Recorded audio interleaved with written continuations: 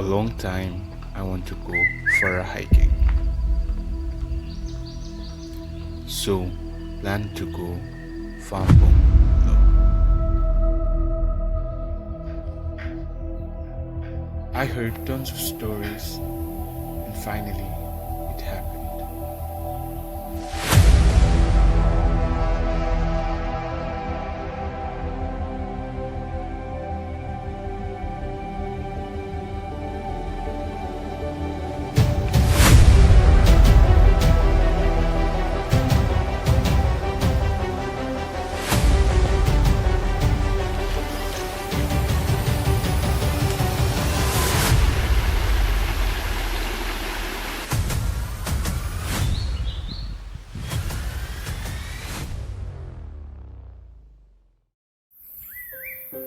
When we take time to examine the beauty of the world around us, we are able to see parallels within our own lives.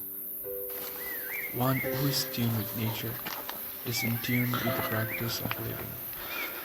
Nature moves in a spiral as we do our own personal life. It is important to spend time in nature because in this way we can become more aware of its wisdom. Nature teaches more than sea preaches. There are no sermons in the stone. It is easier to get a spark out of the stone than a moral. The most beautiful thing in this world that humanity had neglected since ages are the nature. People often forget it, but when they do notice, they get lost in the beauty of it. But how much often do we take time to enjoy being part of nature? We do remember nature only when we are tired or frustrated from day-to-day living. We only remember about nature when we need the nature for our own purpose.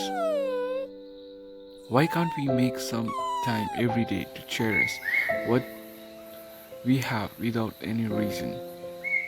No one has answer to this question, and some of us may cherish nature, but as time passes by, we will be back to our own usual life.